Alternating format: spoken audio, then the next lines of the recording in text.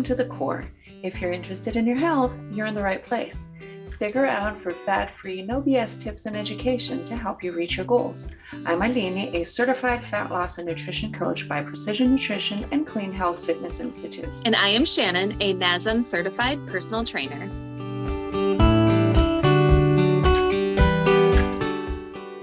So welcome to today's episode. We're talking about the Kinetic Chain Checkpoints, which I bet most of you have never heard of. Well, at least not with this name. If you've ever been to a gym or ever worked out at all, you have probably paid attention to these or had a trainer kind of check these out, but it's probably not something that you have ever really paid attention to for yourself. Or if you have, you didn't know that they have this fancy name of Kinetic Chain Checkpoints. Before we go into today's episode, I want to remind you to please leave a review, either a rating on Spotify or a review on Apple Podcasts. That is the best way for us to get the word out and for the podcast to actually grow. So please take 30 to 60 seconds, leave a review. We appreciate it very, very much. All right. Yes. So yeah, let's get to it. So what are we talking about, Shannon? Yes. So today we are talking about the kinetic chain checkpoints. And this is probably one of my favorite topics as a trainer because this is what I do every single day, whether I'm with a class or if I'm with a client. So the kinetic chain checkpoints are your feet and ankles, your knees, your hips, your shoulders, and your head. So if you noticed, we started from the ground up. Okay. So again, when I am with a client, whether it's one-on-one, group, or a big class, when I instruct or cue a particular exercise, I'm always starting from the ground up.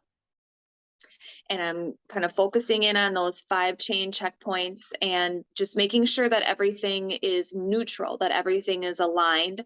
So as I start talking about these chains, you're going to hear me say a lot of just, you want it to be neutral. Mhm. And so let's get started. All right. If you are, again, starting from the ground up and you're looking at yourself, someone different, in a mirror, whatever, you want to look at the anterior view, so the front side of your body, just for this sake. So we'll start at the feet and ankles. So your ideal position here is just straight and parallel. So if you're standing, you want your feet to be about hip width apart and you want them facing directly forward. You do not want your feet to be flattened. And this is also known as foot pronation, or when the toes point outward.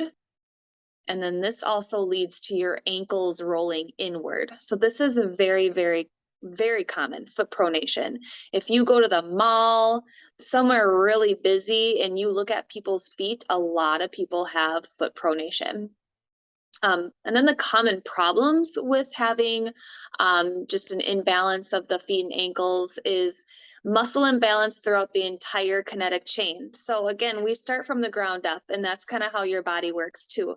So if you're having issues with your feet and ankle, more times out of than not, you're also going to have issues throughout your entire kinetic chain. So this can lead to foot and ankle, knee, hip, and lower back pain. A lot of people experience lower back pain, and it can start down at your feet and ankles.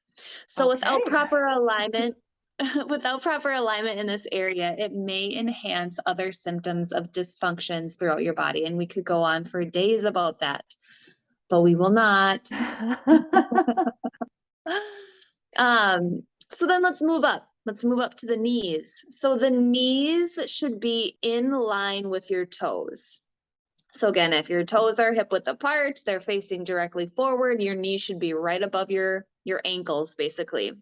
You do not want your knees to be adducted. So adducted means moving towards the midline of your body. So think ADD, you're adding adduction, you're moving inward. You also do not want your knees to be abducted. That is away from the midline. Common issues if the knees are either adducted or abducted is if the knees are in an adduction position, Remember, moving towards the midline of the body. This typically means that your hips are now internally rotated and that your feet are experiencing foot pronation. So imagine that. Imagine that you're standing in front of the mirror and your knees are adducting, are knocking in. Your hips are now internally rotating, but your ankles are externally rotating. So just think of the line of your legs. There is no line. It's probably like a very dominant V shape from your hips to the knees and then back out to your ankles. I've seen this before. I felt this, way back when. I remember starting out when I was moving from like squats from body weight to adding a little bit of weight. And when I started using bands, and I knew that it was too heavy because my knees were caving in. And then Mm-hmm. you can really feel this. Like if you get something that's a bit too heavy, you Mm-hmm. can really feel that not only do the knees go in, but your feet and your ankles, they actually do change position and kind of angle, right? So They do. there you 100%. go. You see this so often, especially at big gyms when people are just trying to pump that weight. And it's like quality over quantity, 100%. You can do 8 really good squats with 10 pounds versus 20 horrible squats with 100 pounds. Like, just Please focus do the on your eight. posture. Yeah, just do the 8. Um, so yeah, you can see how that would be a big issue if it's targeting your hips to your knees all the way down to your ankles again. And this can cause a lot of pain. And a lot of people might not even realize that they're in pain because of it, because they've had that dysfunction for so long. So sometimes you actually experience pain when you're targeting the underactive and overactive muscles to correct the issue. So again, a different topic. Um, the next one, so moving north again, we're moving into the hips and pelvis. So this is also known as your lumbo-pelvic hip complex. And your ideal position for this area is neutral. So I work a lot with females and we work a lot with pelvic tilts because they're very important, very healthy all around. So basically how you know if your hips pelvic region is neutral, if you're standing and you put your hands on top of your hip bones, think of tucking the tailbone under and then driving your belly button to your spine. So this is also an anterior pelvic tilt. So you're just tucking everything in basically. Common problems is this entire complex has a massive influence on your entire posture. Yep. And again, it's common to see, especially in females, is that anterior pelvic tilt. So this is where the hip flexors are shortened and there's an increased curvature in the lower spine. So think of your lower lumbar, like you have an increased curve right there. So basically the butt pops out and the belly drops down. So just know that your entire body is a complete interconnected chain. So compensation and dysfunction in this complex leads to other dysfunctions in the entire body. This is definitely a topic within itself because there's just so many dynamics when it comes to the pelvic region. And I think that we should definitely do an episode on that. And you know what, you guys, let us know. Just today I was talking to someone and they said, hey, such and such episode, you said that you would record a different episode. When is that coming out? And I actually gave her a date. Like, so, we really listen. You want something, you want us to talk more about this. Maybe you're feeling some pain and you're thinking like, could this be it? Again, we're not doctors, we're not diagnosing anything, but you paying attention, this could be a starting point. So yeah, definitely let us know if this is something you want us to bump up in our schedule. Yeah, we can definitely give you some corrective exercises, some recommendations, and just get you started. So moving north again, we'll head to the shoulders. So the shoulders, you just want them to be level. You want to avoid any kind of shrugging or having them round forward. So common problems, I'm going to talk about rounding the shoulders first. So when you are seated or when you're standing and the shoulders are rounding forward, our anterior muscles, so mainly the pectoralis major and minor become tight due to always being in that shortened state. So think of when your shoulders, or when you're seated and your shoulders are rounding forward, they're shortened. Now, on the other hand, your posterior muscles within that shoulder complex, your traps, rhomboids, your rotator cuff, kind of that whole region there, become lengthened and they become weak. They're lengthened, they're weak, and therefore now you're probably experiencing some movement compensations due to the musculature in that region being either overactive or underactive.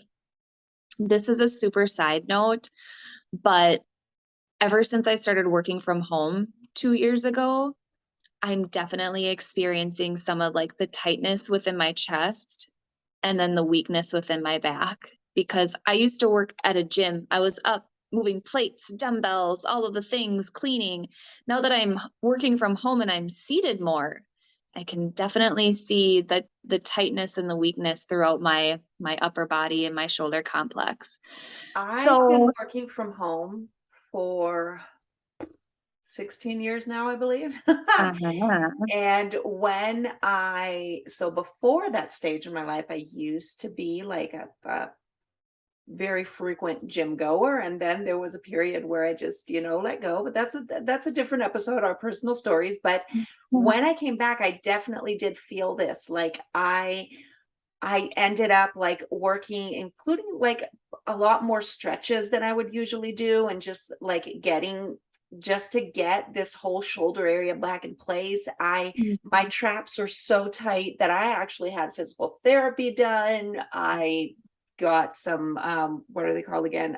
Acupuncture done, because it was just, everything was just so out of whack because of just so many years sitting down and just finding that quote unquote comfortable position, right? That your body just starts compensating. So when I started working out seriously, I really found that that was something that I noticed a correction afterwards, like after working out for a while and paying attention to this. I noticed that I do sit a lot better than I used to. But yeah, Mhm. that's definitely something that if you work sitting down, this is something that you can tell really, really quickly. Mhm. And even by looking at other people, because now I more easily notice like somebody's sitting down and I'll be like, that's I almost, and I would never do this, you guys, because I had this done to me as a teenager and I hated it. Like I would have like those very kind older ladies pull my shoulders back. Yeah. Yeah. Like I Yes. wouldn't do this, but that's what comes to mind. Like, okay, that's, it's definitely rounded in. It's definitely, so yeah, that's an easy one to actually look and see in the mirror or on a chair, or yeah, that's easily noticeable for sure. Absolutely it is. And you're seeing it so much more.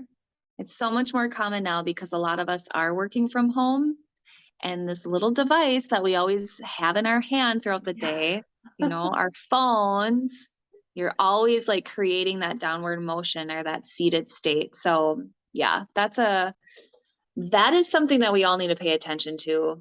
And that could be an episode on corrective exercises for shoulders rounding forward. Definitely. All right, so lastly, our head. Your ideal position is your neutral position, not tilted or protruding forward, or I guess looking up at the sky. No Um, turtlenecks. yeah, popping out. Um, Common problems. So most commonly you'll see forward head protrusion. And again, you see this so often with us working from home, especially being on our phones. We're looking down so much. And that's just where the head is protruding forward. This puts a lot of pressure on your cervical spine.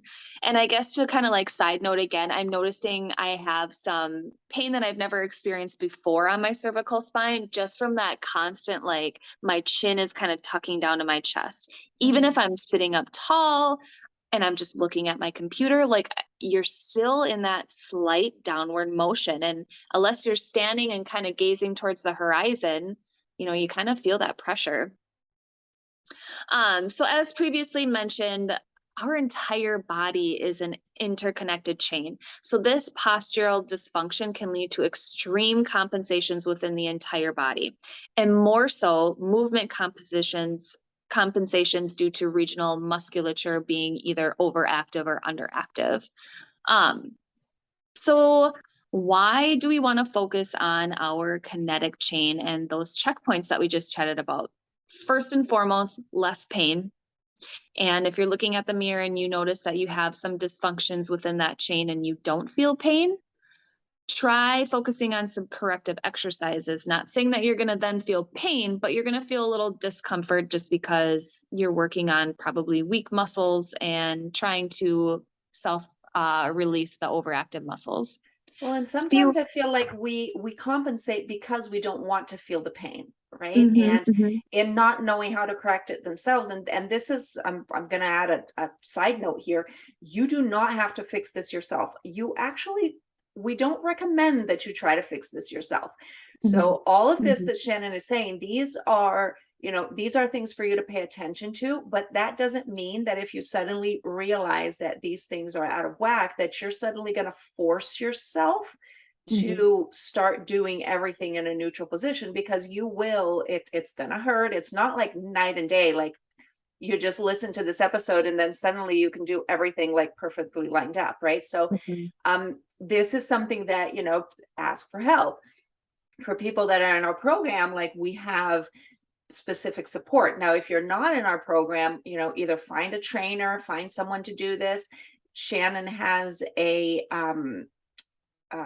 physical, I forget the name that we have for it, but it's an assessment that you do of all of this. And so, if you realize that these things are not really lined up how they should, you know, don't get it in your head that you're supposed to just fix this yourself, right? Like, Mhm. get some help, get somebody who actually knows what they're doing Yes. so that, because then, they see you from the outside. It's not just you imagining if you're in the position or not. Like this, you have someone that's going to help you get to where you should be, or else you might just make things worse.